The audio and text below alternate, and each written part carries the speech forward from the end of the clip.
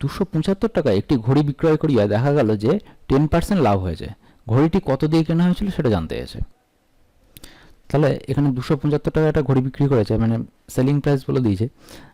তাহলে 10% লাভ হয়েছে, তাহলে সেক্ষেত্রে আমাদের কস্ট প্রাইস জানতে আছে। তাহলে কস্ট প্রাইস সমান কী হবে, 275/110, যেহেতু 10% লাভ হয়েছে, ইন্টু 100।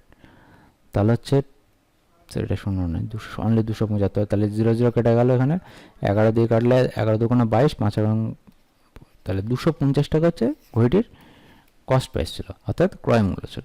তাহলে এক্ষেত্রে আমাদের কী হয়েছে, ঘড়িটা কেনা হয়েছে 250 টাকা দিয়ে এবং বিক্রয় করা হয়েছে 275 টাকা দিয়ে, যার ফলে 10% লাভ হয়ে গেছে। ঠিক আছে, এটা শর্টে হয়েছে আমাদের। তো এক্ষেত্রে আমরা ডেসক্রিপটিভে যখন করব তখন আমরা কীভাবে করব, তাহলে দেখো এখানে হচ্ছে লাভ বলে দিয়েছে আর বিক্রয় মূল্য বলে দিয়েছে। তাহলে ঘড়িটি বিক্রয় করে 10% লাভ হয়, ঘড়িটি বিক্রয় করে 10% লাভ হয়,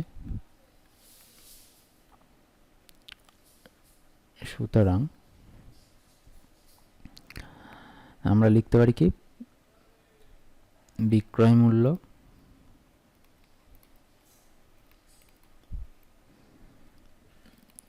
(100+10) 110 টাকা হলে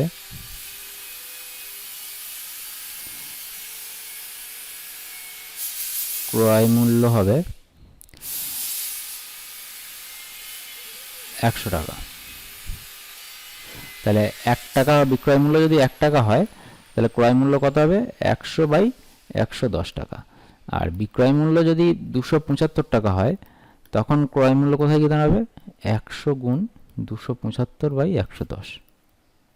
0 কেটে গেলে 11 দিয়ে কাটলে 25, তাহলে এখানে আছে 250 টাকা হচ্ছে ক্রয় মূল্য হবে। তাহলে ঘড়িটির ক্রয় মূল্য কত হয়েছিল, 250।